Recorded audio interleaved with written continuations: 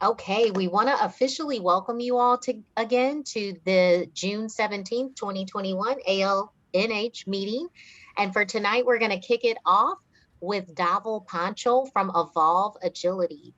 Dhaval is not only the founder, but he also conducts these really amazing and incredible a little PowerPoint light classes. So for those of you looking to evolve in your agile journey, I encourage you to take the time out to hear from Dhaval. Hi all. Thank you, Melissa. I don't have a presentation to share. It's always really good for me to come and listen to Wade. So I really appreciate this opportunity, to kind of connect with new people in the Houston community. I, apart from my website, which is evolveagility.com, I don't have a presentation to share. So if you are interested in finding out more about what I do and what my company does, please go and take a look at it. Uh, I've been a member of the ALN Houston for quite a few years, and I'm really thrilled to see that the community is still thriving.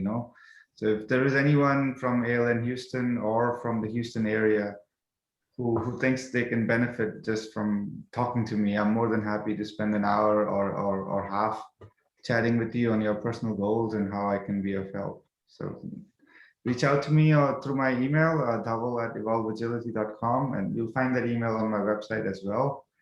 It's evolveagility.com, and yeah, I can't wait to hear what Wade has to present. I have had my own personal experience of applying Agile at home. The one lesson I learned is don't put your taskboard in the kitchen. It doesn't work.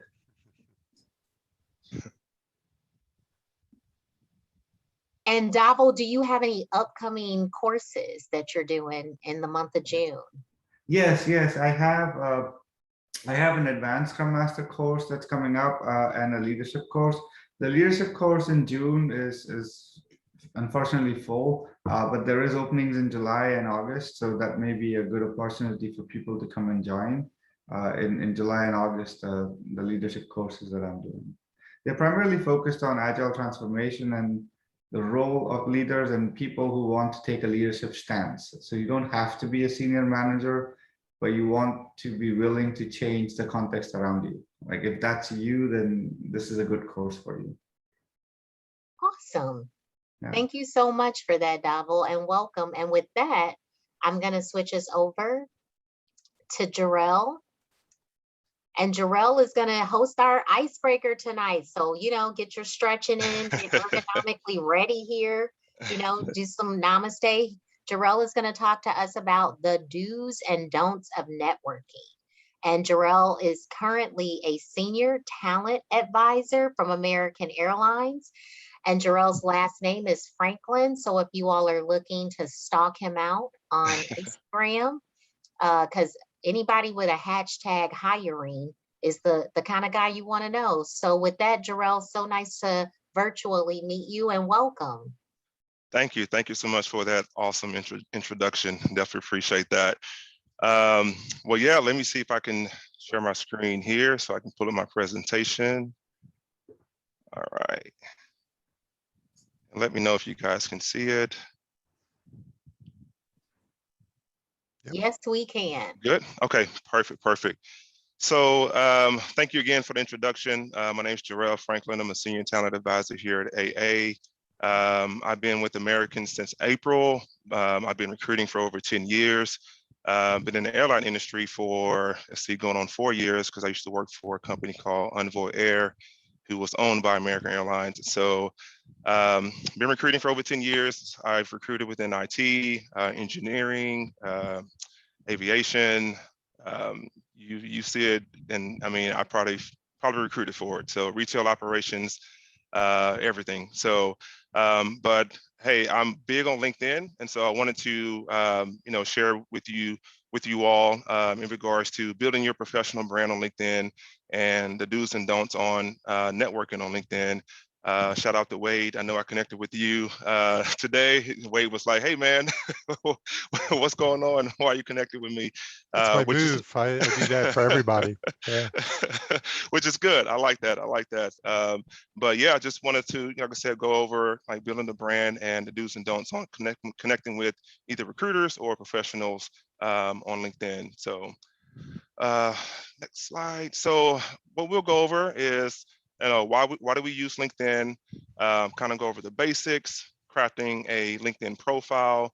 There are sections on your LinkedIn page in regards to your qualification summary, outlining your experience, and various tips on building a strong LinkedIn profile.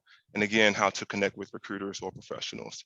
So hopefully everyone on here, I mean, are all of you active on LinkedIn or at least on LinkedIn and have a profile going on? Mhm. Cool. Okay. Yes. Awesome. So why LinkedIn?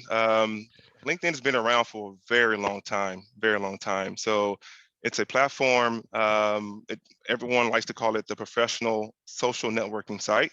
And notice I said professional, all right? So it's not the Facebook, it's not Instagram or Twitter where you can just lay out all of your opinions. I mean, you can, but I wouldn't recommend it. But I would definitely, consider keeping it professional, anything that you post on LinkedIn. LinkedIn now has almost 740 million members globally, and over 55 million companies are registered on LinkedIn. So it goes to show you, this is a hot platform. 87% of recruiters use LinkedIn. I know for myself personally, it's my go-to tool to identify top talent. So yeah, 87% of recruiters use LinkedIn.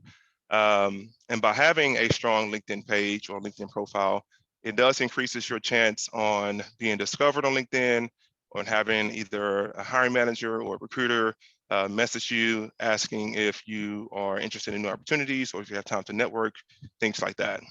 So, and all of these facts are on LinkedIn's page. Just FYI, I didn't get a chance to note my source, but this is on the actual LinkedIn page.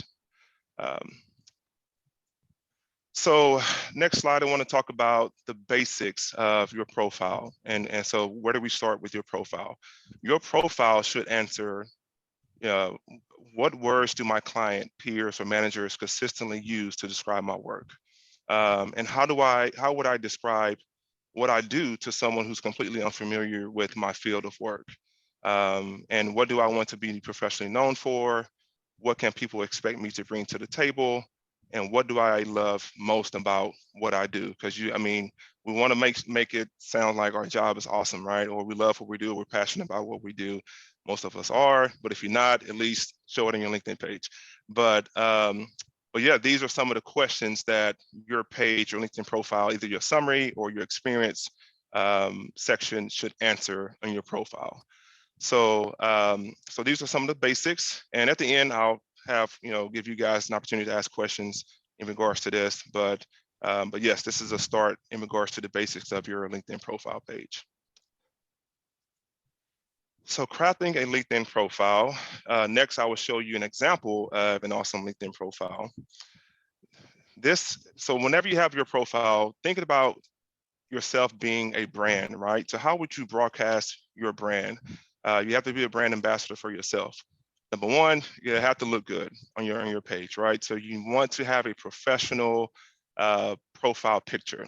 Now, it doesn't have to be like shot with a Canon DSLR camera where it's a headshot. Nowadays, our smartphones have some awesome cameras on them. Just take a headshot because profiles with professional pictures receive a 40% higher in-mail either response rate or 40% higher connectivity. So people like to know who they're talking to, right? And so just make sure you have a professional picture. And then number two, make sure your name is completely spelled out. Try to avoid acronyms or initials in your title. It is okay, especially within the Agile network, to add PMP, MBAs, or CSM or CAC. So definitely okay to add that either in your name or you can add it in your headline, which is number three. So your headline, the default for your headline is going to be your job title, right? But think about how you can be creative with your job title. Some people can say they're a change advocate in the Agile community, or they can say continuous improvement enthusiast. So just kind of be creative with your headline. But if you're your Agile coach, it's okay to have Agile coach, but just think outside of the box, where if a recruiter looks at your profile, how will it grab their attention, right? If you have all LinkedIn pages, if you have a LinkedIn page, it does create a URL. So for example, Colleen Creamers, she has, it's www.linkedin.com/n/Colleen Creamers. So every LinkedIn page have your own URL, just FYI. I'm not sure if everyone knew that. And then number 5, LinkedIn is not necessarily a job board, but your profile doesn't have to read like a resume, right? In your summary or your experience. So your summary should be strong. Tell us, use this field to tell us your story, focus on how you add value in your current role, or how you brought value to the organization that you work with, right? But it doesn't have to read like a resume within your summary or your experience. Number 6, I want to talk about recommendations. Recommendations on LinkedIn help you find new opportunities, and they also reinforce your professional identity online. It's easy to request recommendations from colleagues and clients, and these recommendations will show up on your profile at the bottom.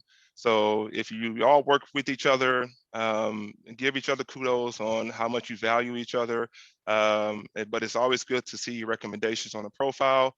As a recruiter, definitely pay attention to this area for profile, just to see what everyone thinks. It's like writing a review of yourself. You see Google reviews on restaurants and stores and things of that nature. This is like a Google review on yourself and your brand. And then if you have any websites or any links you want to add to your profile, be sure to add that to your page as well at the bottom. So your qualification, summary, and experience are key areas in your LinkedIn page. But you may ask, what makes a well-branded summary? You want to talk about what you do. You want to the value that you provide, and you kind of want to add something personal.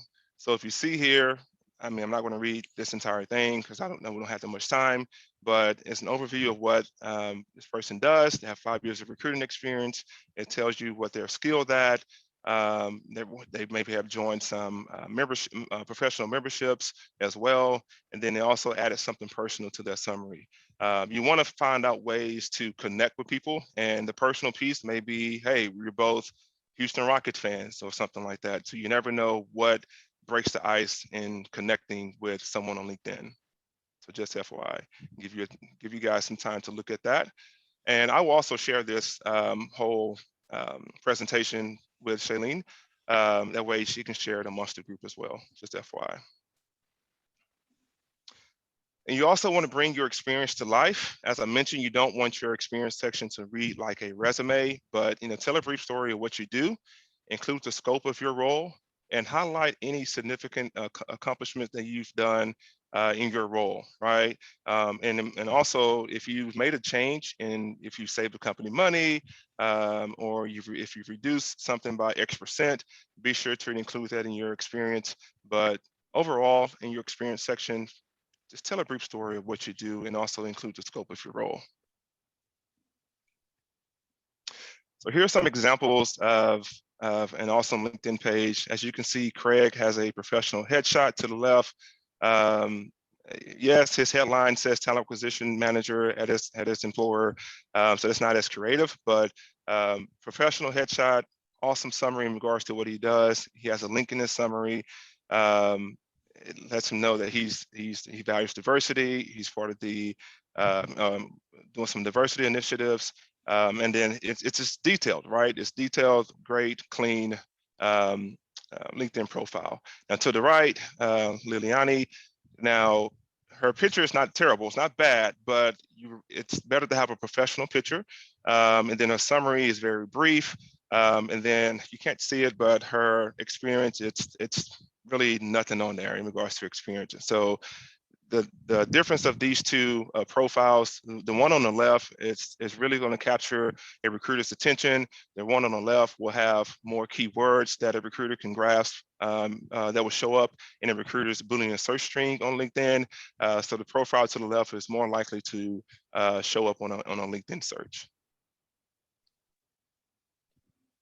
So again, the tips, just going back over everything that we've talked about: have a professional photo, an accurate work history, proofread your LinkedIn profile, separate your professional and non-professional social media presence. Clarity counts. So, make sure your page looks good and ask what you want to connect with or hire yourself, and be a brand ambassador for yourself on LinkedIn.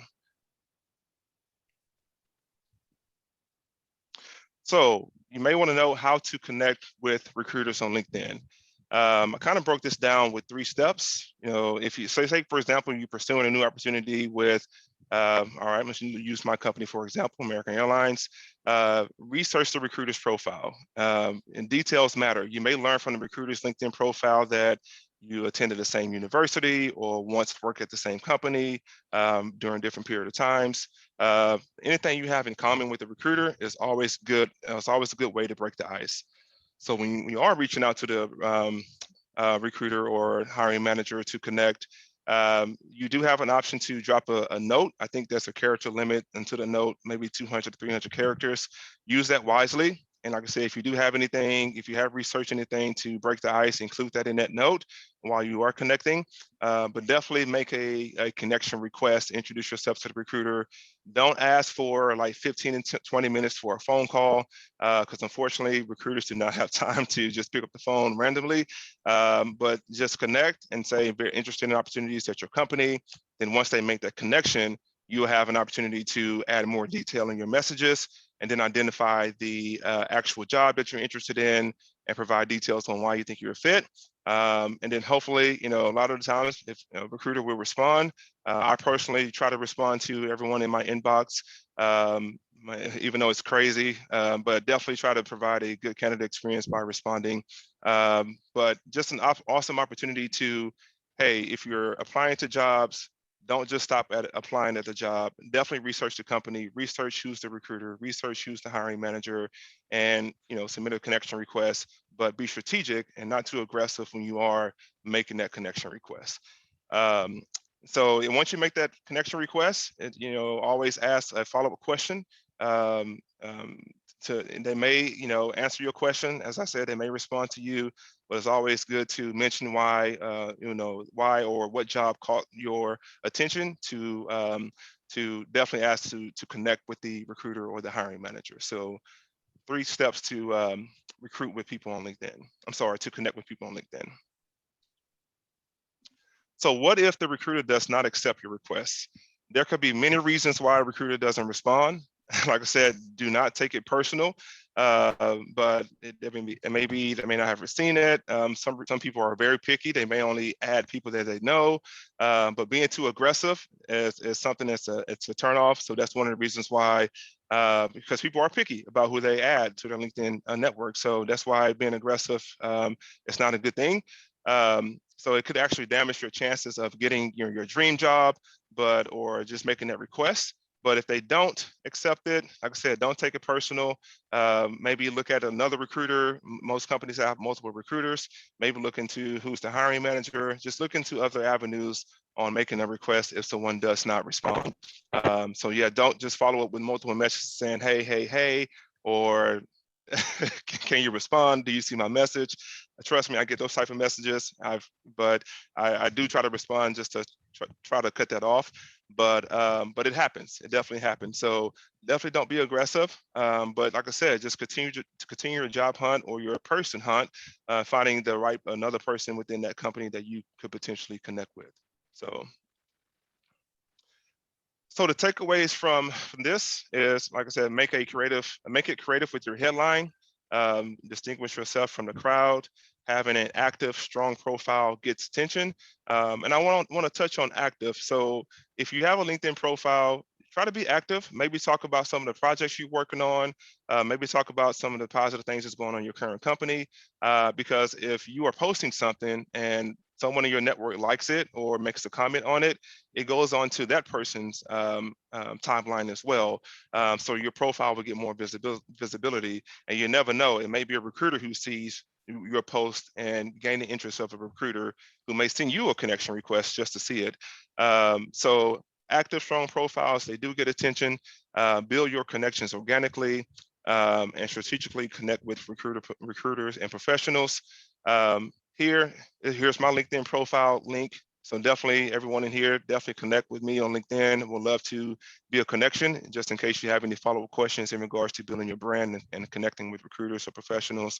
And also added another link in here as well that kind of gives you a guideline on creating your brand, and also, like I said, just going over the things that I just discussed in regards to connecting with recruiters. So with that being said, any questions in regards to building your brand or connecting with recruiters from anyone? I had a question. I was just thinking about last week as I was rewriting a few things.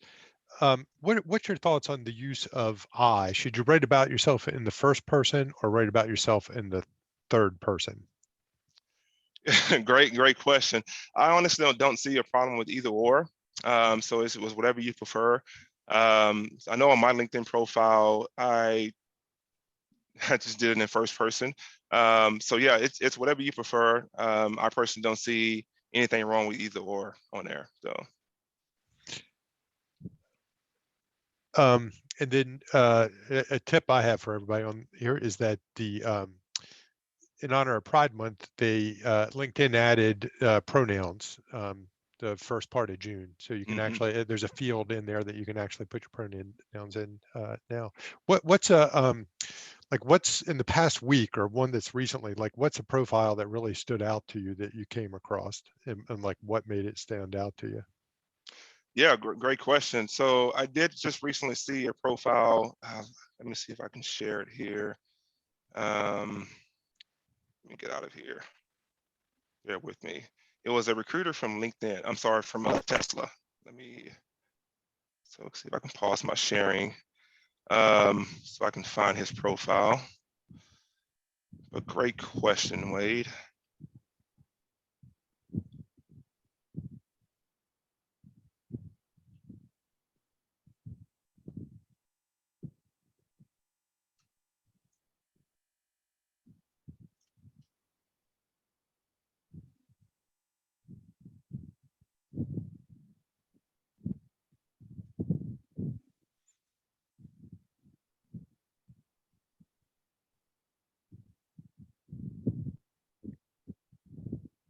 You know what? Now I can't even find his profile. But what stood out to me is that he had in his summary, he had that he was, he had over 10 years of experience in recruiting, some of the projects that he worked on, some of how he made a difference at each organization that he was at.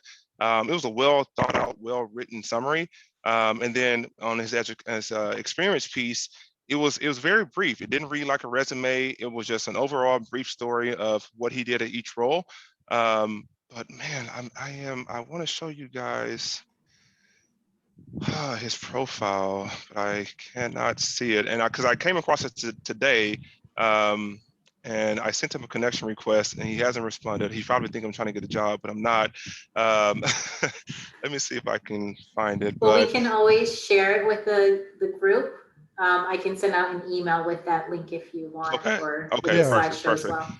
Yeah, I definitely will find it and send it over to you guys. But great question. I know we don't have too much time, but yeah, it was just a well-written profile. It highlighted his accomplishments in his summary. It was a brief overview of each of his experience at each of his organizations and how he made a difference.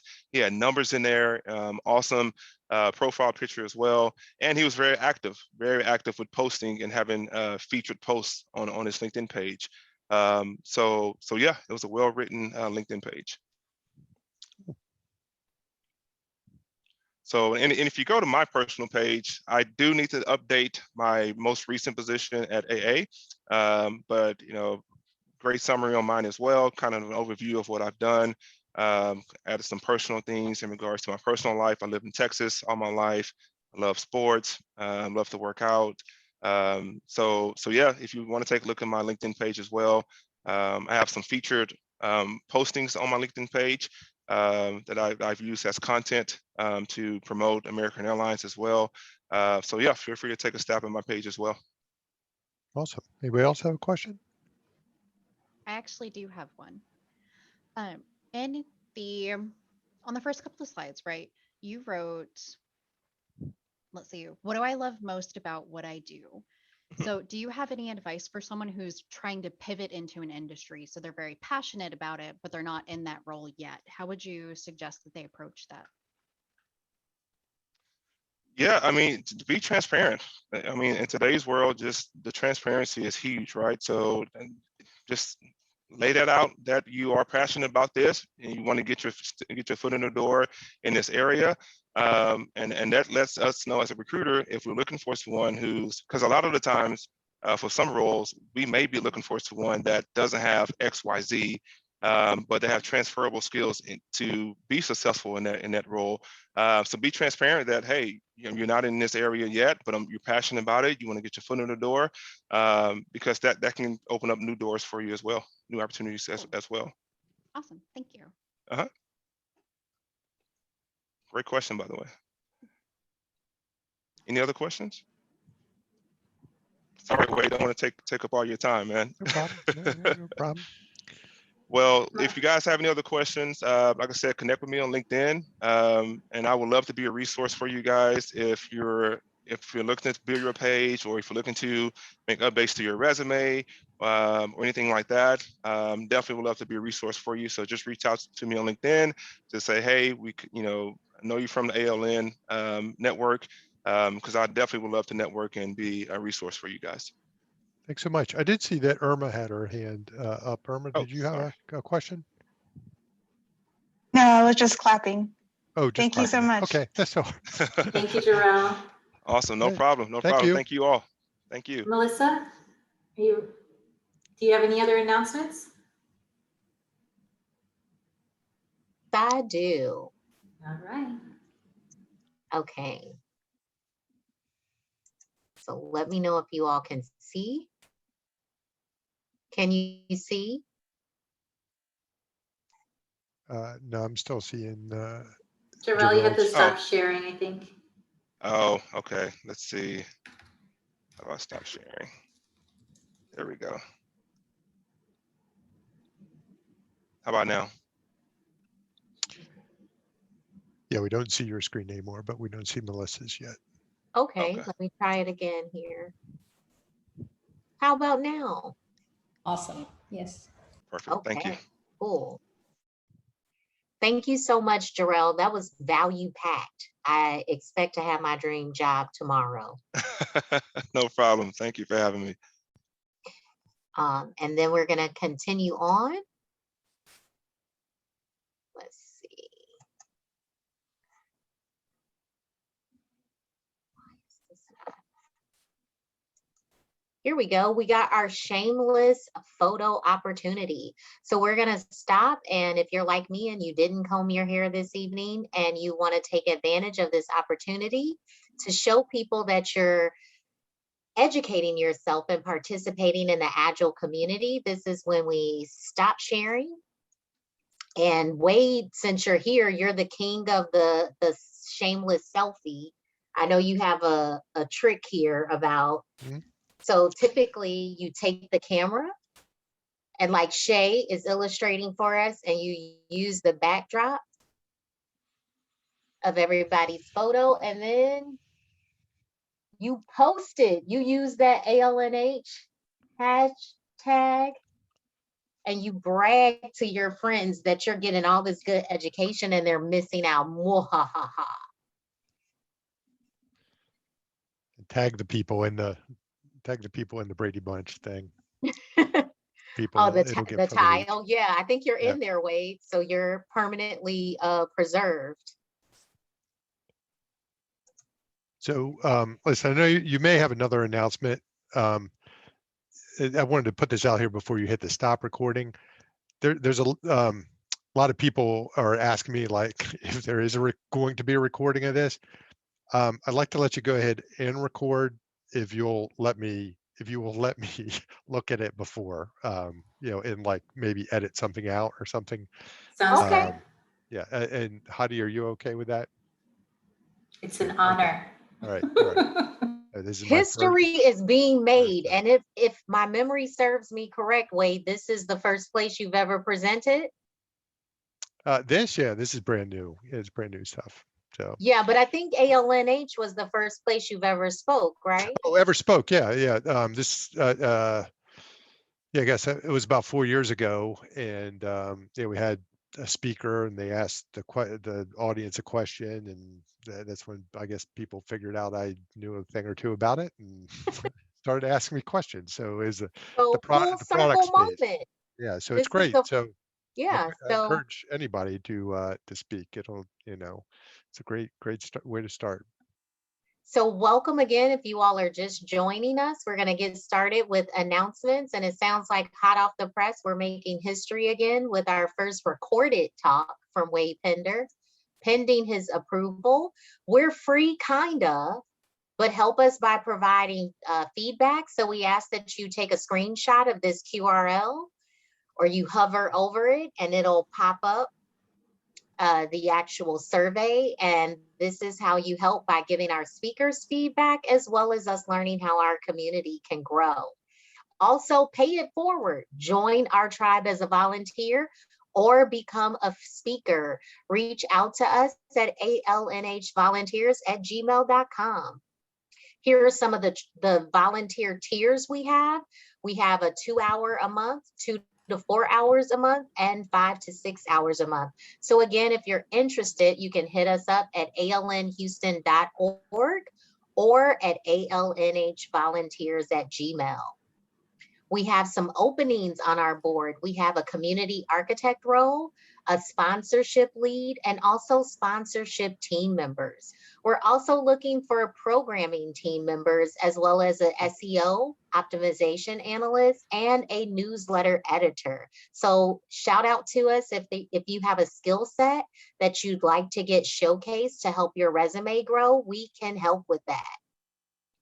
To join, again, contact us at alnhvolunteers@gmail.com. We'd like to give a special shout out tonight to all of our vendors who help make this thing happen. Evolve Agility, Agile Earth, Agile Learning Academy, Whitaker IT, Vaca, Cisco, and Culture and Strategy. Here are some upcoming events in our community. We have the Agile Learning Academy. If you all are interested in taking any advanced coaching courses, this is ALA's calendar, as well as Evolve Agility with Davo. I think he mentioned some of his courses were already sold out coming up, but feel free to take a screenshot there. And I think Wade might be fooling around. No, no, no. Melissa, I just took the screen share. I think your screen was frozen. Oh, okay.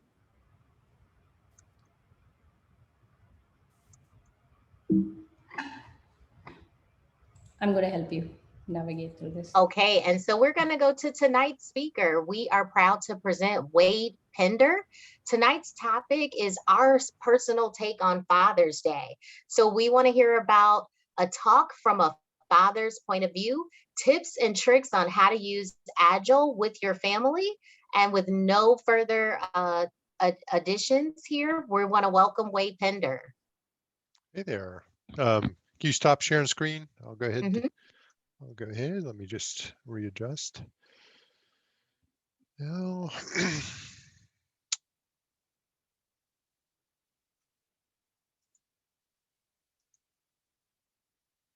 right. You guys see the picture there? We can. Awesome. Great. Hey, everybody. Know we have some new friends on here tonight. Welcome. I'm going to look over here. I do enjoy looking at everybody on webcam.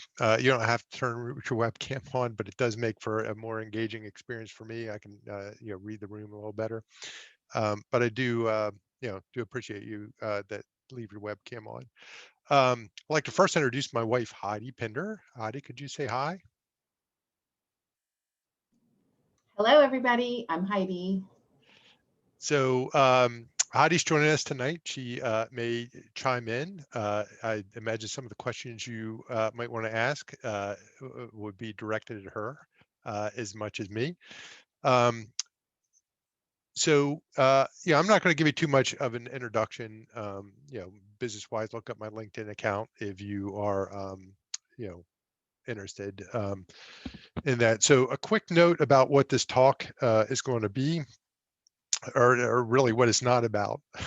So I'll be talking about very personal things and how I use it in my life. This is not any form of parenting advice, relationship advice, life advice.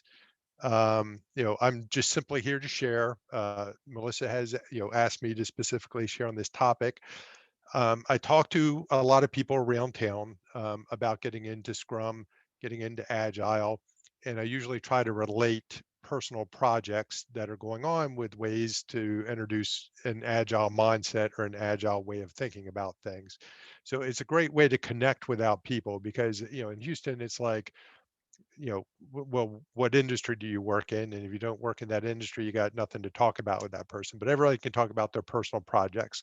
And the title of this is, Agile with your family, but I really look at it as Agile with you personally, and Agile that you can use with, your loved ones, that you, choose to surround yourself with. A lot of the examples I'll be showing will be family related, but you can apply them to a lot of other things. Yeah, I am not holding up anything here as an example, as myself as an example. Your life is not a product. Don't take that away from here. But it can benefit from applying some product thinking and some agile thinking.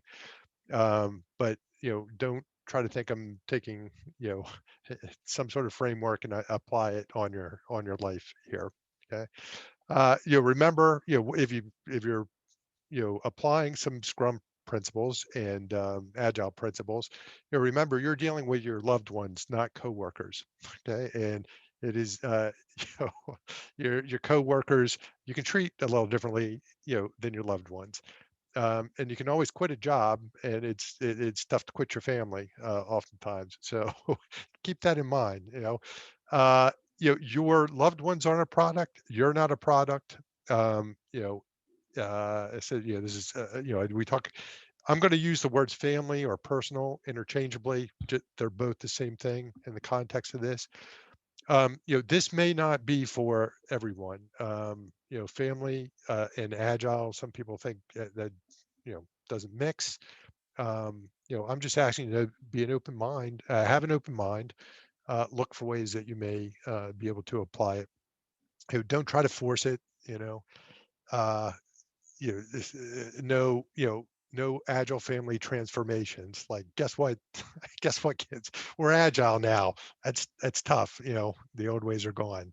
Uh, you know, pick a project, pick something. Pick something that you can add value to, and maybe start there. Don't try to redo the whole thing. Okay. Awesome. Okay. So, I'm real big on an agile mindset. I like to say I'm agile with lowercase a. I'm not a consultant, not a professional speaker. I'm an agile practitioner in my day. We use it a lot in my family at home. And at the core, what I believe is the core of agile is the continual improvement cycle, and periodically saying what's going well, what's not going so well, and what am I or we going to do differently going forward. Right? And the Scrum Guide talks about maximizing the value delivered by the development team. So how does that even translate to your family? I think of it in ways of, I'm really trying to maximize the enjoyment that we all have in a week to week, day to day, month to month life. After it has come from years of thinking about, well, what is it that we want, like, out of the family? And it's like we want to be able to enjoy each other, enjoy ourselves, and have a good time, and make memories together. I mean, I'll talk about that a little bit more, but that's really what I look at as the goal of what you're trying to maximize is, everybody's enjoyment in life. Okay. So, it does help to kind of think through your principles, your family principles, your personal principles. We have a lot of them. Some of them we've taken the time to write down. Some of them we've talked about. Some of them we just know it. We'll kind of know that they're there. But just two very simple ones for my family is that failure is an option. We're not there to do your homework. I don't, we don't check kids, homework periodically. Have you turned this in? Have you not turned this in? Like, it's up to you. And if you fail, you have to, do the consequences of that failure. And then, like, another principle is like, you're on your own. We have a family of four. I'll talk about that now, but you're on your own for your own personal interest. And this happened after, I think, 2 years of soccer with like little kids. And I'm like, nope, dad is out of this one. So it's like, for me to do this type thing, you have to do it all. You get the paperwork, you fill it in, right? And I'm not going to everything. I can't go to everything. So I go to some things, but I'm not that type.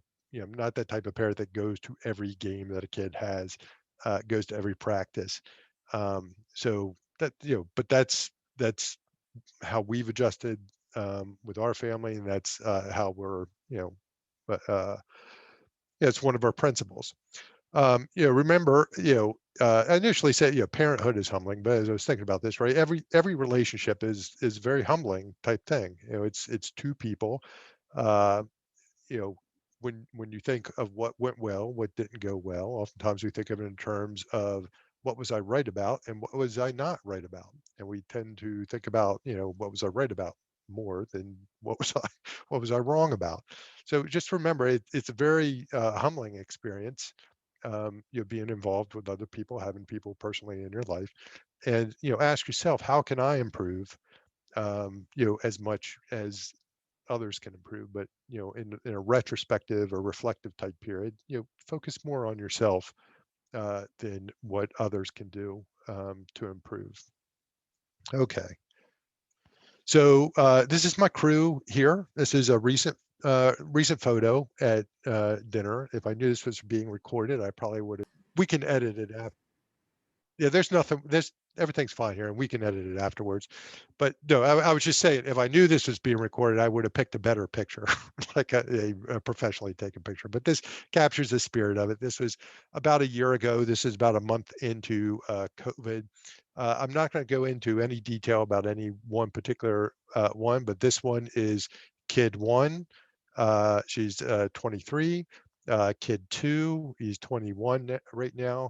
Kid 3, he is 18. I may have a year or two wrong on this one. He's not getting the ages right at all, but that's okay. Okay. He's getting them within a year or two. I know half their birthdays, so come on. It's okay, Wade. So, okay. And this is kid number 4. So oldest, second oldest, third oldest, fourth oldest. Hey. So, That's okay. typical dad. Yes. My husband 24, 21, 19, 16. Well, thank you so much. You're welcome. So much. So, this is a picture at dinner. It was about a year into, COVID hitting quarantine. Yes, you can see I had not a year into, like 2 months into quarantine. Month. Yeah, 2 months. Did I say a year? I meant to say a month. Yeah, so it's about a month or two into quarantine. Yeah, you can see we have like a little scrum board going on back here. This is one of the places we were managing stuff during during COVID. But I thought it did well capturing the spirit of our group. We were just finishing up dinner there. Okay, so I got these pictures here every once in a while to remind me to take a look at this slide. And these are from my personal. I don't know if you guys use Google Photos, but it's pretty cool. And you can just, I typed in scenic pictures, and so these are some from things that I've done. Okay, so the first time I ever used Agile kind of at home, and it was like, hey, we're going to do this thing, was for something called the Pinewood Derby. I was really surprised when I looked back and looked this stuff up. It was 2011. It was 10 years ago. It was actually before I started working at GCC, and I would have sworn this was while I was working at GCC. So it was even before that. So Boy Scouts was another type thing. I was talking about my principals. My son went, got the paperwork, wanted to do it. The neighbor next door, he was the den leader. His kid was in it, and I'm like, okay, if you want to do that, I'll take you to it. I might go to an event or two. I was in Boy Scouts myself. I built a Pinewood Derby car with my father. It was one of those bittersweet type memories. There was a lot of wailing and gnashing of teeth, and like I wanted to do it, he wanted to do certain parts. And it's like, why, and it's one of those type memories that you have looking back, where at the time you're a kid, you're like, oh, this really sucks, but you look back and it's like, well, that was really nice of my dad to spend that time with me. They're deceptively simple, right? And or deceptively complex, these cars are, and I'll talk about that in a little bit. You think they're really simple, but there's things to do. So I was heading out of town, and there was one weekend left before this Pinewood Derby. And on the Friday night, my wife, or it might have been the Thursday night before, but Heidi turned to me, and as I was going out the door, and said, Wade, the Pinewood Derby is next weekend. And like, I just like, like it was a super busy time. We had project, that was in a certain phase. And I'm like, and I know the commitment it is to build this car. And I'm like, I don't see it happening. And she says, Wade, I would really like you to build this car with Max. And so, this is the first time I think I ever asked this question, like, is this a priority? Right? Like, things are going to get undone, right? Like, I have to prioritize this over work, even though it's the weekend. Is this a priority? Like, are you willing to make the sacrifices that I am too? And she said, yeah. And I was like, okay. And Heidi, I'm curious, do you remember that moment, that particular moment? What did you think, like, when I asked that question of you? Yeah, I definitely remember that because at that time, I don't think I was working, and I was like, of course, there's no way we're not doing this. Right. But that was one of those things I did not want to do. I'll take on a lot of things, but I was like, this is something I want you to do. Yeah, and in my mind, I was fully prepared for my kid to skip this event, too, and not do it. That was not an option because he was going to be out of town for the actual Pinewood Derby. So I didn't want to deal with that. So, it's a good example about communication and prioritization, and why, like, a Scrum board is a nice thing to have around the house. But this was kind of our starting point of being able to talk and negotiate, like, priority and to make trade-offs. So the Pinewood Derby car, so is this a priority? Yeah. Okay, so this is where, first thing I did, I grabbed my book, and I took the small Post-it cards and I started doing like a Scrum board, and you'll see it over here, a to-do, doing, done. And this was in the days before I started taking pictures of Agile related stuff. I have tons of it now, but I was like, I can't believe I didn't take a picture of that mini Scrum board, because it was so cool. But I took the time and recreated it down here. But I did find a Google Doc that had the instructions I compiled and put together. You're not going to find these anywhere. And like, so anyhow, what you had to do to actually get this thing built. I'm going to go ahead and show you what's involved. Okay, so to do, I had to. So I wrote these up so each purple one is a story, and each of the blue ones are the task, right? So this is like your traditional Scrum board or Kanban board, but I did it at units of value, right? And it's like, have I delivered value if I've delivered one whole thing of these purple things? And like, can I walk away from it? And the answer to that was yes. And my wife, of course, is like, is there anything I can help you with on this? And like, I lay it out, and it's like, no, like, I'm fully committed to this. It's not a cross-functional project, as I had to do it. Even to go buy some of the stuff that we needed. So okay, so let's talk about it, right? Watch YouTube videos. So I'm like, I'm going to watch 3 YouTube videos and building this. I'm not a handy guy, right? I have tools. I like putzing around a little bit, but I'm nowhere near a handy guy. So I watched the videos. I created the documentation. I created this list from those videos. Read the pack rules. Okay. So there's like a 5-page document you have to read and sign and agree to just to enter this Pinewood Derby. Yeah, kids racing cars. There's a whole thing on it. And what that actually turned out to be was the acceptance criteria of the project, of this car. It had to weigh under 5 ounces, had to be under 7 inches long, under 2¼ wide, underside clearance of at least 3/8 of an inch. So that's underneath the car.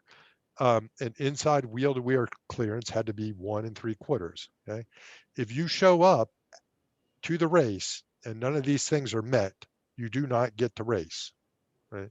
So it's, one thing's wrong and your kid has to sit over there and watch everybody else do this. Okay?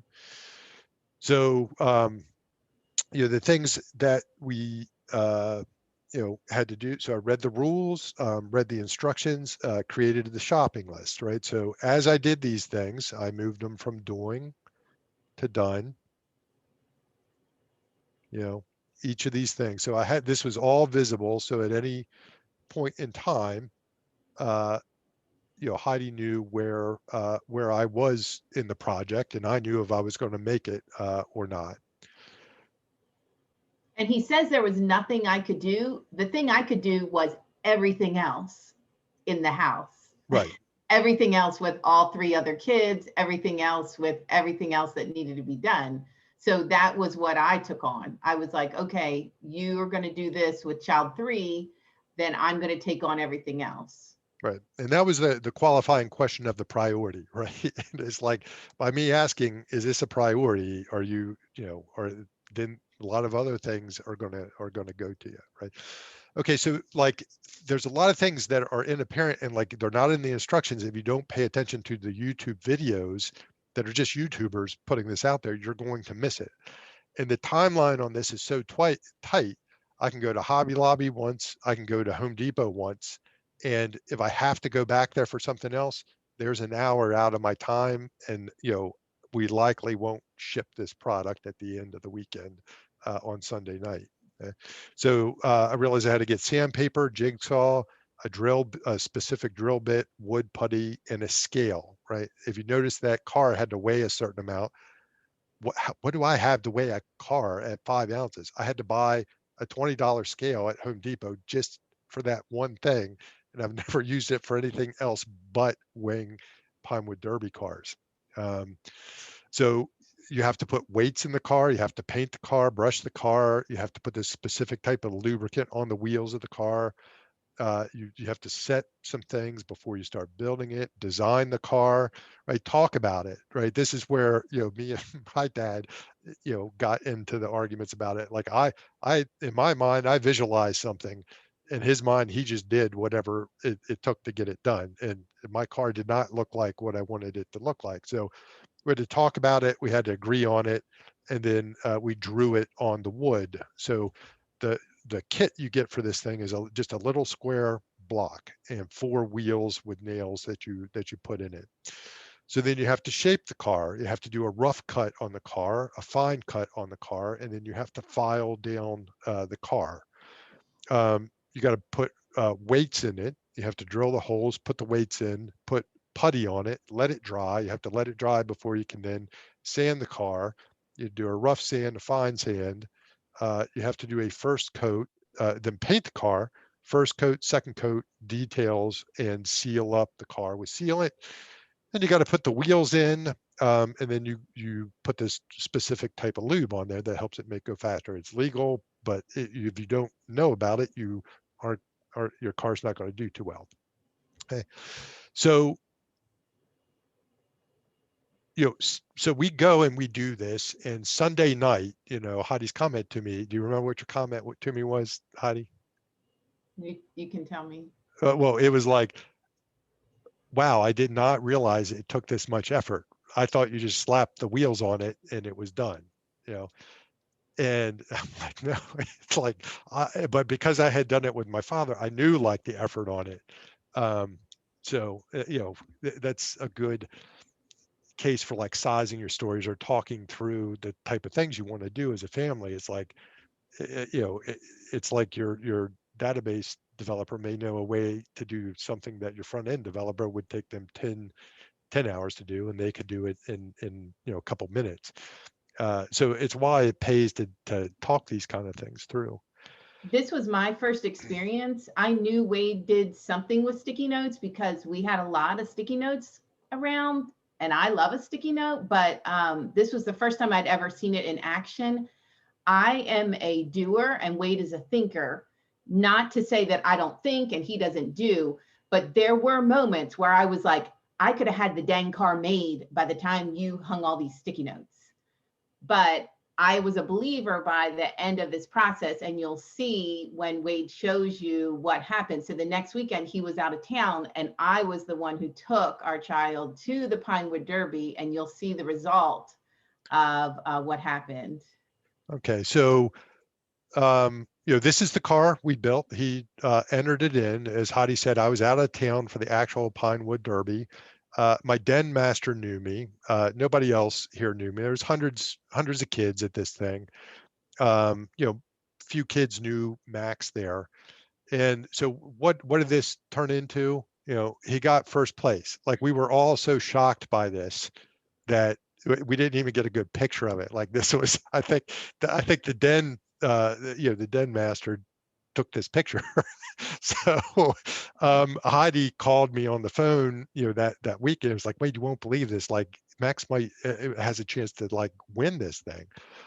And like I told you, like, I don't go to all of the events. So there's this leaderboard with names up there, and people are like, who the hell is this Pinder kid? Like, what is this?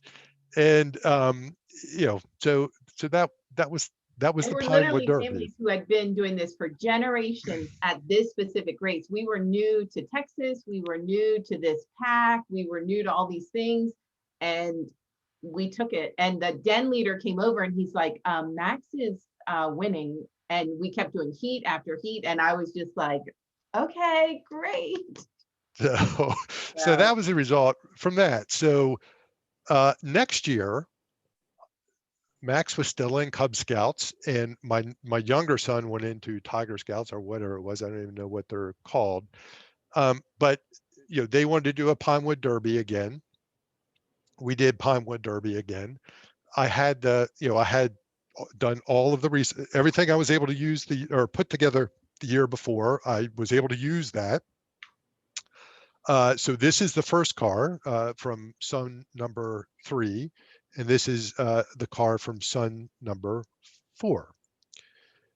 So when we go to do it this year, I told you that there was a scale, right? It has to meet these measurements in this scale. Well, this thing, we had designed it to look like a shark. Like, it looked really great, and I mean, for a kids thing. And that's the thing. Everything you see here, my kids did, unless Some of them looked amazing, right. like amazing. Ours looked like a kid did it, but there were some really professional ones. Ours looked like a kid did it because a kid did do it, right? It's like I did. It was only the heavy lifting, dangerous stuff that I did. So so we get up to weigh this thing, and it weighs under on my scale. We get up there, and that scale, it's like an ounce over on that scale. So my kid does not get to participate unless you modify the car within half an hour to, to make weight. So there's a follower next to me that has a tool set, and I was like, can I borrow that drill? So I hollow out a little bit of it. It's still like 0.007 ounces over. So I'm like, can I borrow that hammer? And I turn the cart aside and I hammer off the fins, put it back like in front of the scale, like, because the guy gave me a look like, you're out of luck, buddy, and I'm like, and I put it back on there. I'm like, is that underweight now? And he's like, yeah. So I'm like, okay, so that's what we race with. So it had looked nicer, but it did. So what did this give us? Second year in a row, 2 number ones, for the show, 2 first place ones. I had a grandfather come up to me after, so this one I was here for. I prioritized my work schedule and made sure I was here for this one. And, a grandfather that had spent like countless hours, like it looked beautiful, immaculate, race car type thing. And you could tell the grandpa did the whole thing, like asking me 20 questions about what I did. And it blew his mind that I didn't, I'm just like, how's your wheel alignment? And his wheel alignment stunk. And I was like, that was something I learned from the YouTube video. And I'm like, you can build a beautiful car, but the wheel alignment, is not straight. You got no luck. So anyhow, okay, this is a reminder to come over here. So then I was a believer. But one of the things Wade does with our family is he has another one where he has smaller sticky notes that equal 30 minutes of time. And he always says to me or to the kids, how long do you estimate X task will take? Well, I always underestimate. I'm like, oh, I can get that done in 30 minutes. I can get that done. And then it's like, it always takes longer than what we estimate. And so we've gotten better over the years, but the kids and I tend to underestimate. We think we're going to get it done really quickly. And so this has really helped us to learn. And even if we don't use the sticky notes, now we are better, I think the kids and I, at estimating our time. And so you know how you get at the end of a day and you're like, I didn't get anything done. And that's because this time thing. And with the visual of the sticky notes and the moving, that really helps us, and I think the kids have taken it into their life. They're not going to tell us yet because they're still in their 20s. But at some point, I think they're going to thank us. So, there's the concept out here. I'm going to walk through a couple other ways that we use it and times that we've used it. But, the one real big thing to think about is like, it is your family's, your personal time, money, and energy, right? It's still those 3 things. Like that's all, we all have limited amounts of those. And by using these type things, it helps us prioritize these and make sure we're working on it to get the most enjoyment out of life. I mean, that's what we're all here for, is to enjoy life and enjoy one another, is my personal philosophy anyhow. So other projects we've done this for is Thanksgiving. Every Thanksgiving since this one, we have a Kanban board up there. Kids, it's more of a cross-functional thing. Our family likes to cook. Kids can come up and do different things. Planning a vacation, we use it. So I put that in 2 different things: planning a vacation versus taking a vacation. We ask each kid for vacation, like, what are the top 3 things that you want to do? And we ask them this individually so they're not influenced by the other kids. And it's like, if you can only do one of those, what one do you want to do? So like one might say a beach day, or we visit the grandparents, so it might be going out crabbing on the Chesapeake Bay or something like that. But we try to make sure that each kid's number one thing, we do it on the vacation. But everything else is prioritized. And like, I'm the type of person that hates having a scheduled vacation. I don't mind having things to do on vacation, but I want to do what I feel like, because I have enough schedule in my life. When I take a week's vacation, I don't want that. So this is great. Like, we have beach day, and it's like, we're in, to Tuesday of vacation, and it's raining, well, beach day goes down in priority. Something else, what are the things we feel like doing that we can do inside? Okay, let's go to the Smithsonian today. This would be a great day to go around the Smithsonian. And I want to add, I'm an early childhood teacher. You can do this with a very young child. You can do this with a 3-year-old even. You know, their priority might be, I want to go get ice cream, or, you know, I want to go to the splash pad, but you're valuing their opinion. And, you know, when we do the thing that each person wants to do, you know, then they're more likely to have a positive attitude when we go do the thing that the other person chooses, you know, because not everybody loves everything, but it tends to help us, because Wade's going to talk about this next, but we do a party of the willing, but, you know, when we're on vacation, we're all together. And that's a challenge, you know, that vacations look good on Instagram, but they don't always pan out, you know? So, you know, think of your loved ones as stakeholders in these type of discussions, right? Seek them out the way you would a stakeholder, you know, to ask open-ended probing questions, to try to figure out their value or what they would get the most enjoyment of, right? And it's your job, as somebody in the relationship, to figure out how can I add the most value or most enjoyment for this person. Okay. So we used it for several different projects, and then we had a point where it's like, okay, let's have a weekly sprint. And so these type things are up around my house all the time. You know, this is just a general weekend one. I don't know when this one was, but you walk around my house at any given point in time. All of us, Heidi's got her own board going on right now. These are up around the house. So this is where we start, doing, okay, we're going to have a weekly scrum, and we'll have a scrum planning, we'll have a retrospective. And the tough thing for us to do was a daily stand up, because we had I left the house very early. I got home late, and we didn't have a standard time. Like 9 o'clock at night was it for a standard time. And it's like, I don't want to look at this at 9 o'clock at night. But we had a couple check-in points. We had to be like, okay, let's go in the scrum board. And we kept updating these things as we And did this them. was just with Wade and I. This wasn't with the kids. Okay.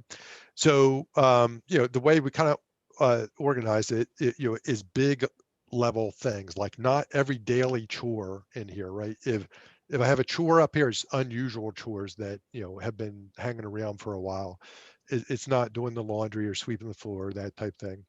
So, doing my offsite, I had a bunch of doctor's appointments that came up, buying tickets for a trip, planning a birthday party, right? Getting a kid through driver's ed, right? So that brings up one thing, is that, generally you think of a story and you try to get it done in a sprint. A lot of things you do as a family would go over that. So it's like, this is a priority. Him getting his driver's permit is a priority. Here's the things we have to do for it for the week. And maybe we have a list on the side of all the things we have to do for it, but we try not to overwhelm it with that thing. This was a side hustle I had going, and then we wanted to make sure we had something fun on there. Certain items that we had fun, like going to the movies or something like that. So during this time, a weekly sprint, I mentioned this. So, some of your stories or product backlog items don't get done in a sprint as they relate to a family. So just be aware of that. Last thing I felt like doing was to stand up some days. A task list works for a time if you're working from a task list, but this really helps you deliver the most value to your own life and own family if you think about it in this type of way, as opposed to those of you that are much more checklist oriented. Still value a checklist, but this helps us prioritize this. I said this earlier, it's your loved ones that you're working with, not your co-workers. So just keep that in mind. And the kids and I ding Wade a lot. We're like, stop using that voice, Wade. You're using your office voice. And they ding me. I use my teacher voice, but sometimes he can do a stand up and he goes into work mode, and we're like, can you just talk normal, please? Thank you for that. But that is, yeah, it's an example of, yeah, it's your family, not your coworkers. So some emerging patterns that we noticed from that, right? We realized we really wanted to identify these connection points with the families. There were things like Dungeons and Dragons, movies, video games, certain things that we did.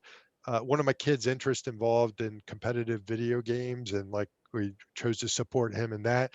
And like that is what my work is now. If I did not have that experience, I would not have had this opportunity, which is hard to believe, you know. So you'll remember you're building, in essence, a backlog of memories, and you don't know with your kids what's going to be a significant memory and what's not going to be a significant memory. Some of the things we've put the most time, money, and energy in, our kids don't remember, and some things that were just like we've forgotten, they remember. So just keep that in mind. You want to have all kinds of different things in there. And then we came up with this pattern of, oh, it's a party of the willing, because it was so hard for us to say, and this really evolved once we had kids that could start to stay home. It's like, we want to go see this movie, and I don't want to haul all of you two that don't want to see this movie to see this movie. So we're just taking a party of the willing to this event. So Houston Japan Festival, Comic-Con, a lot of the events that we would go to, it was just like, hey, who's here, who's in, who's out, see ya, so not trying to shoehorn everybody into your expectation of what's a good time, or I mean, we what had would to bring wait till they value. got to a certain age. We're not leaving our Right. 4-year-olds home by themselves. Right.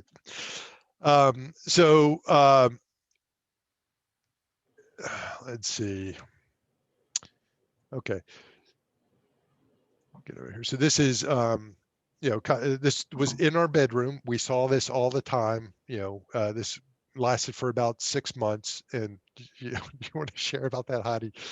Yeah, that is not my favorite. I'm a tidy person. I'm an organized person, but what the result of it is what I liked. I liked that it got us on the same page. It had us communicating, and we were able to accomplish things that we weren't able to accomplish otherwise. So I just dealt with it. We don't have that there now. I knew it wasn't forever, but it was a way for us to be functional. Why did we put it here? Because it was highly visible. Every place else was out of sight, out of mind. So this is an information radiator, and that's where we chose it to put it. Okay. This is, Hadi, we're in the middle of a week doing an update here, right? You can add tasks to this as you think of them in the middle of the week. Oh, this popped up. But we knew, so I could look at what was done and what wasn't done. Heidi could know what I was working on or not working on. And these are in priority order, right? And again, you can't always follow them the way that, because it's your family, you can't always follow them in the way that you would do one story all the way to done before the next one. But generally it flows like the task flow like this across. Okay, so in doing the retrospectives on that, like there are times where it's like, what phase, you have to ask yourself, what phase am I in life? All of a sudden we found ourselves being empty nesters with just one kid at home. That's a new phase. Like, things have changed. I wish we knew about this sooner when the kids were younger, and would have loved to have given me more input instead of introducing it to them at teenager age. And it's like, eye rolling and like that. Nobody's else parents put this stuff up on the wall. What are you doing? Remember, success is relative, right? People ask me, what's it, like, what's the secret to raising successful kids, or successful this or that, right? It's all relative. I don't know, do what you enjoy, do what works well for you, ask what doesn't, and modify and move on. That's what it's about. You think everyone else has it together. They don't, this is just a good way to, and why I threw this one in there is, like, we often look at KPI, want to see KPIs or compare ourselves to other units within the company or this or that, right? It's not a competition. It's about maximizing your own enjoyment. At any given time, we all have victories to celebrate. We all have challenges to overcome. You know when to quit.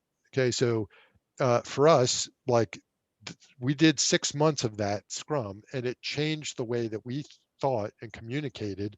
And then we don't do it that way anymore. We have a Saturday morning coffee. We'll throw up a Scrum board here and there.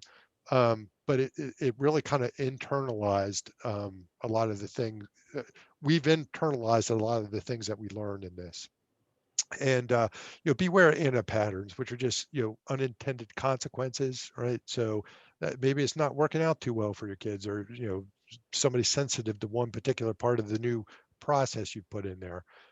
Just be aware and be willing to adjust, and be willing to throw the whole thing out the door and start over in a different way. Okay? So other things we've used this for. Okay, so this is when it started to dwindle down for us, and it's like, hey, you know what? We're over for this one. Okay. So this is actually writing a children's book with my wife and a friend of mine are thinking about collaborating on a book. This is a brainstorming session and essentially a backlog for what it would take to get that book done. We did that over a weekend of visiting with people. This one is the teacher videos. So Smitha, I'm glad you mentioned that at the beginning of this, but when when COVID hit, Hadi's a kindergarten teacher. She did videos for her students and others that weren't in school. And like we talked about them in product thinking, and like what is the purpose of each of these? What's the format going to be? What do you want? What are they? What aren't they? And this is the results of that. So this is more of product type thinking than applying Scrum and Agile, but it still relates. Any comment about this one, Heidi? We'll have to wrap it up here soon. Is it okay if we go over just a little bit, Melissa? All right, thanks. Any comment on this one for you? This just helped me. Wade suggested it because when COVID hit, it was really hard as a teacher to wrap my brain around. I couldn't go teach the way I normally did. And I had already been teaching students in China, giving them English lessons. And so I just had this crazy idea to do a YouTube channel, and I started it and it took off, but I didn't really know how to organize and do what I needed to do. And so Wade just helped me get my thoughts together, and it was really effective. And I was grateful to have him. Thank you. It was fun. It was a lot of fun. This one, I use it for presentations all the time. You're actually seeing I've adopted Miro board for using this. This was a talk on what it means to be a product owner that I did shortly after COVID hit. And right, so up here is what I'm not going to talk about, right? It was all, so this became kind of the backbone for my story here, or my presentation. That's my dog Daisy. So I put her in here to let me know it's time to go on to another thing. Okay, so this will be the last thing I'll talk about. I'm coming into the home stretch here. So when COVID hit, there was a lot of rush on supplies and all of this stuff. This was my first Amazon order when I realized that we were headed towards staying home. I did not want to run out of Post-it notes, index cards, tape, and Sharpie. Okay. So, most of this has been used during COVID. There's Daisy there. Didn't run out. Older, who did not run out. This one, I have this one in here twice, maybe, or maybe the other one. This was the Pinder Kidder videos, the teaching videos my wife did. So with COVID, we had one kid move home. We had like all the kids were now locked in the house, and we had 4 teenagers all in here. And after a month, 6 weeks, it's like we start going nuts because just besides being locked up together, it's like we're cleaning all the time, but things aren't clean, right? And this kind of we started having like a Sunday night retrospective, like what's going well, what's not going well, and the cleaning thing came up. So, I went into product manager mode, and I'm like, well, what's the problem? And let's ask why. You're doing my 5 whys and all that kind of stuff. and like we realize what the real problem is that in the course of a week, there is no point in time we can point to the house and say it's clean now, right? We used to be able to do that, but now with everybody in it, rooms, somebody's always in a room, right? And people were working, people, people were taking college courses, people were taking, regular high school classes like all out of our home. So, what we did, we designated noon until we were done every Sunday or Saturday, that we were in full on cleaning mode. So each one of these things is, with the orange is the unit of value. So the kids' bath, the half bath, master bathroom, kitchen, right? And these are in order of priority. Like, and talking about, so cross-functional with your family, every kid could pick up any one of these things and do that task, right? So scrub the toilet, clean, mop the floor, whatever. The one dependency was that everybody had to be out of the kitchen and everything done before we could mop the kitchen floor. Okay? So, these are the type of principles we lay down for this thing, that this is cross-functional. Any member is capable of completing any task on here. If this task is of value, it must be of value and should be of the highest value items first, right? So it's my way of telling kids, like, if it's easy and it's down at the bottom, don't pick that, and you talk about accountability. Like, one of the best things about a scrum board is the accountability, right? And the kids can hold each other accountable. Like, I don't even have, I don't have to get involved in it. They're like, no, you're not taking that one down there. You got to take something from up here. So they did their trade-offs, and certain kids specialize in certain things. We had the toilet cleaners, we had the the window wipers, and I generally did the tubs and the showers. Was mine. The family is full on cleaning from noon until this is finished. Okay, so nobody stops until we're done.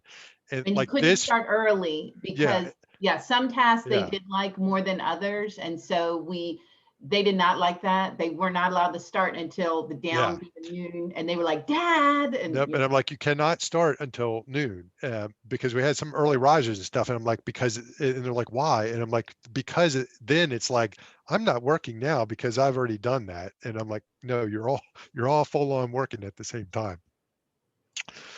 Your room is picked up before we start, so you're responsible for your own room.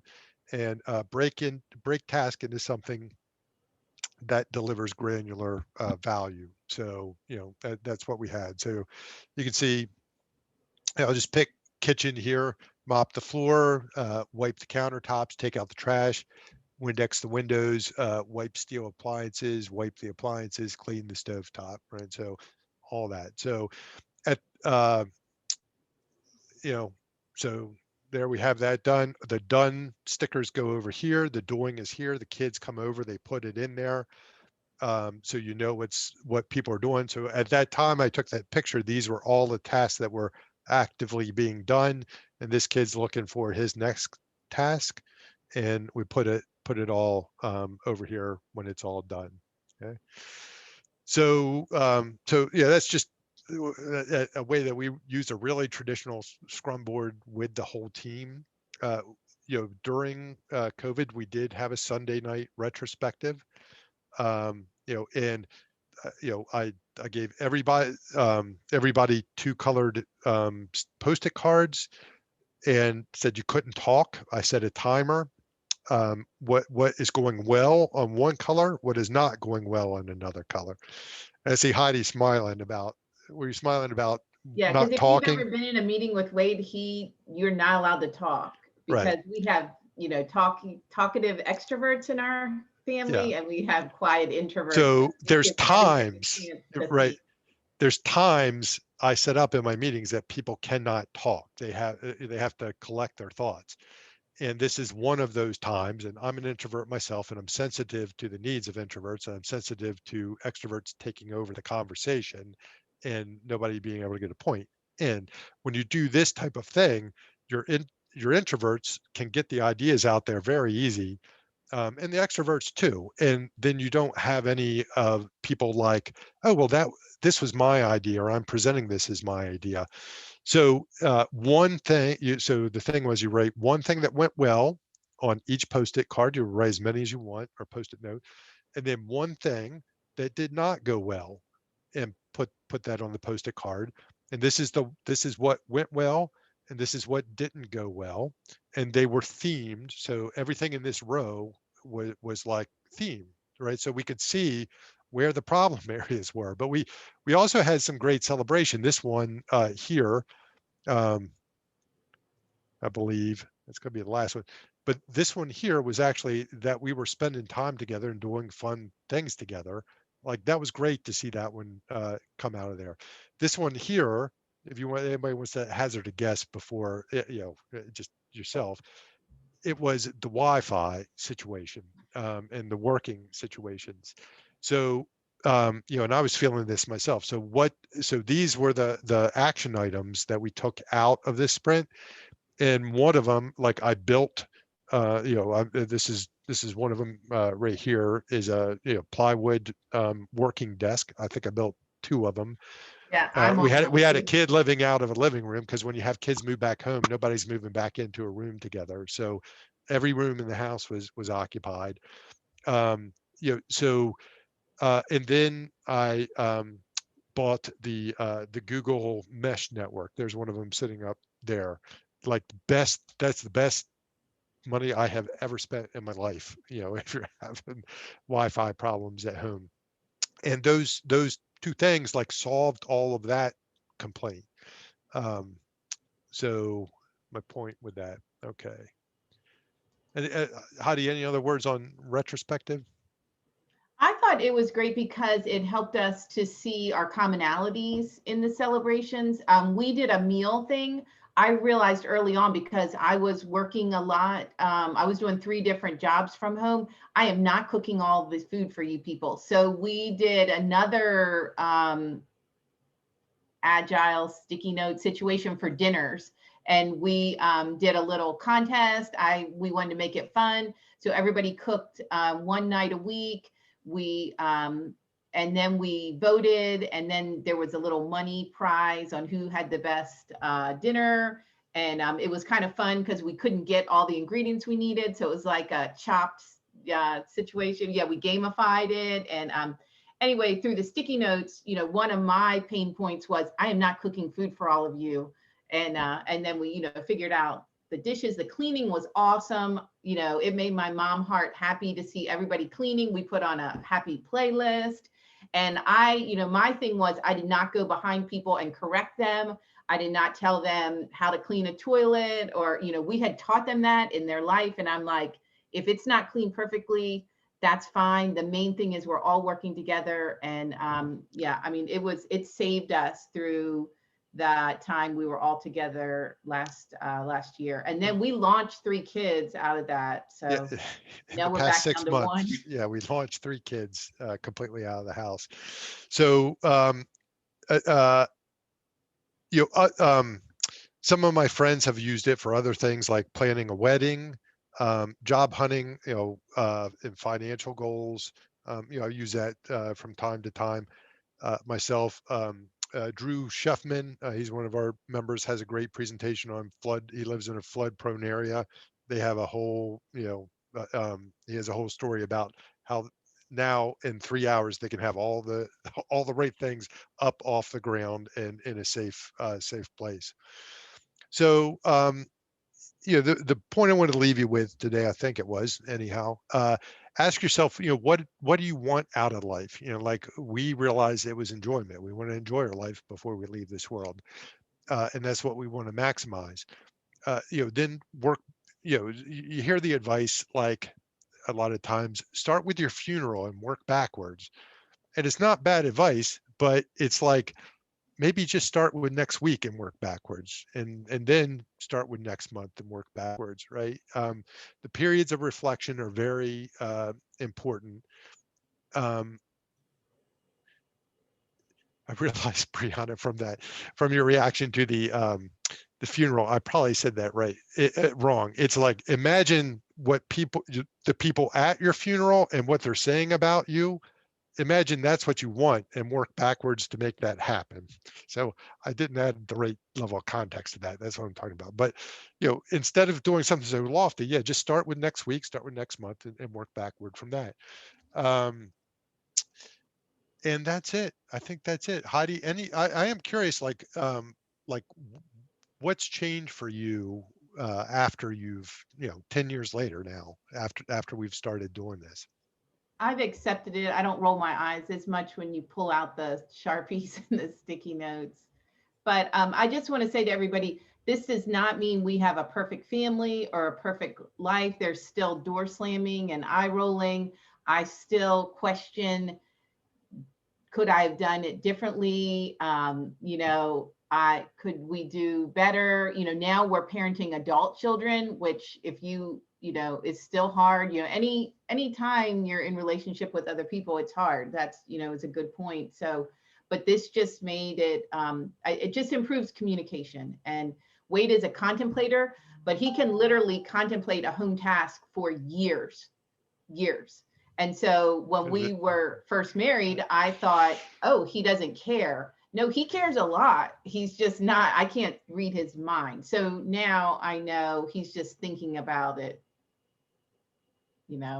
so I'm grateful. It's a good thing. And I'm using it this summer because I'm off and I'm choosing not to work at all this summer, or I'm able to not work at all this summer. I'm not tutoring or doing anything.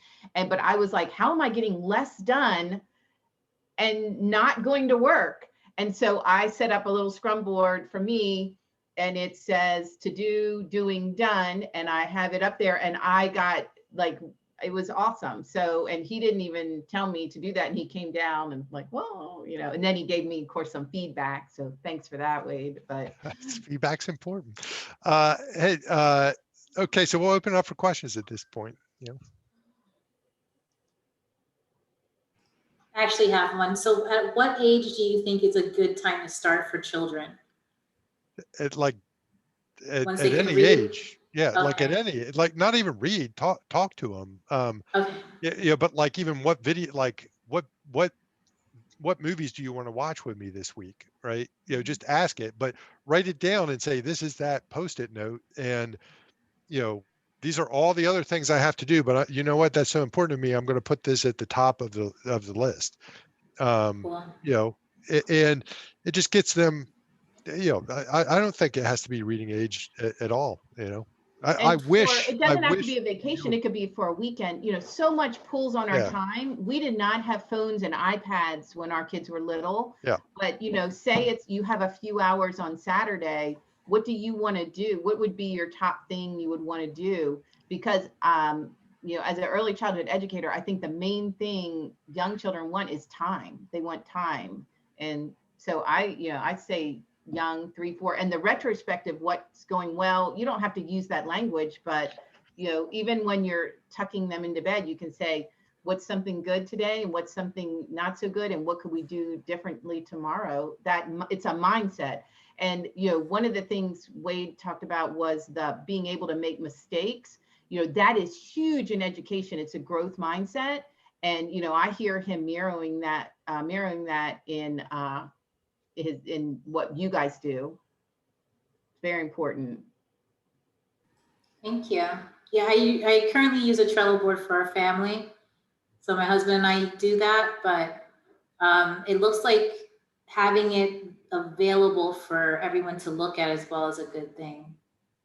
So I also think it's great that people get to choose what they want to do, because choice is so important for all humans.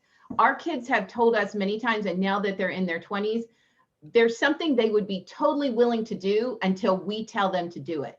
Yeah. And one of our children is in the military now. And I was like, he was just telling me this on the phone. And I was like, what are you talking about? You get told what to do all day long. And he's like, oh no, it's only you and dad. When you and dad tell me to do something. And I'm like, what are you talking about? Just remember, no specifics about any children. All right. But sorry, if you get the choice by choosing something off, it's just very powerful.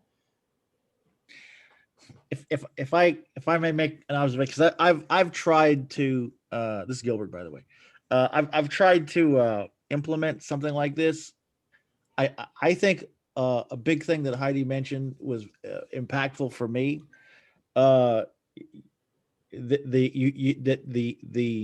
You've got to get away from perfectionism, right? That once one of the kids takes on a task, right? You've got to have a sustainable idea of victory, I think, right?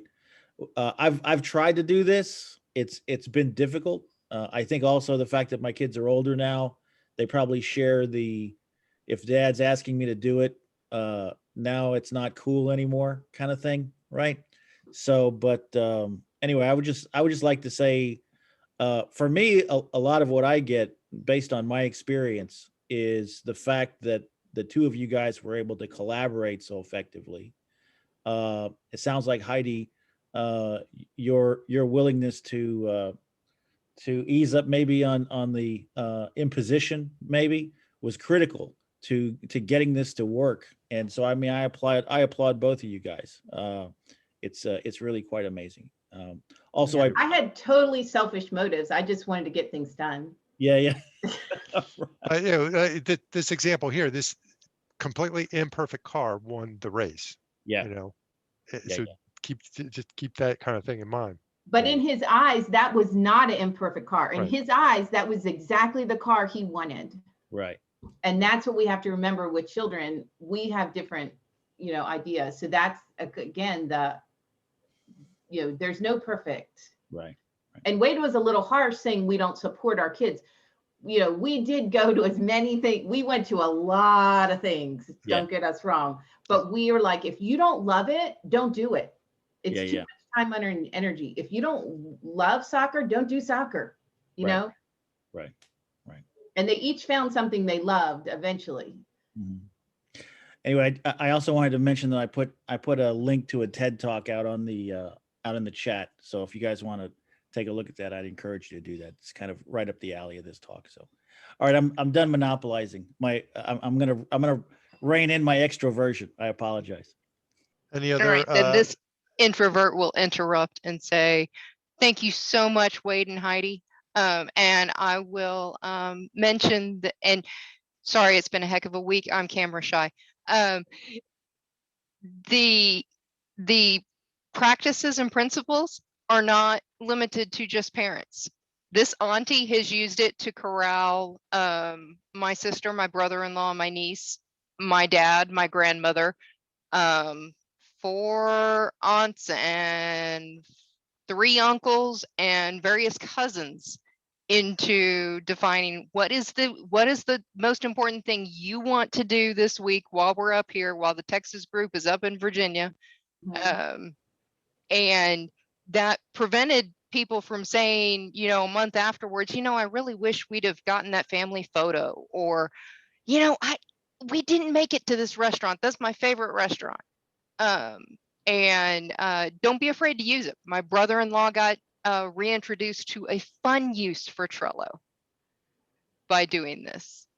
So thank you guys. Eva, what was your biggest challenge in getting that done? Getting over my brother-in-law was used to using Trello from work from a bad project manager who used it for micromanaging. And so convincing him, no, this is for fun stuff. We're doing okay. Ashley wants to go to the water park. Robert wants to go to the war memorial. Gramps wants to go wants a nice family dinner where everybody sits down and nobody has to clean up. That type of thing. But thanks for bringing that up, Ava. Right? Yeah, it's not you dropping out, Hi? Yeah, I got another thing at 8. So okay. Thank you so much. Thank you. Thank you. Thanks. Yeah, thanks for bringing that up, Ava. Yeah, it's it's about the people you love, the people you want to keep in your life, right? It's for us, our energy's been with those 4 people I showed you mostly this time. Yeah, my family at large, they don't live near me, they don't know that I do this type stuff, you know. I'll talk about it every once in a while, and when we go home for a visit, they may see a Scrum board. I may talk about it, but yeah, you can use it for all kinds of things in all your relationships, and you know, but it is, you want to introduce it in bits and pieces instead of the one big agile transformation, is in my general observation.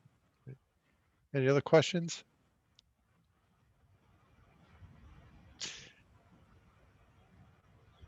No, Miriam, Miriam, what are your thoughts? You're brand new to this. We just connected today. Are you online?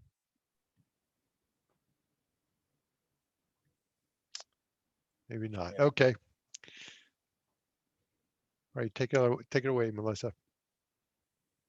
thank you so much. And please thank Heidi for us, because it was a great cross-functional collaborative with her filling in the blanks there with the run and maintain while you took on like a special, you know, kind of tiger team project.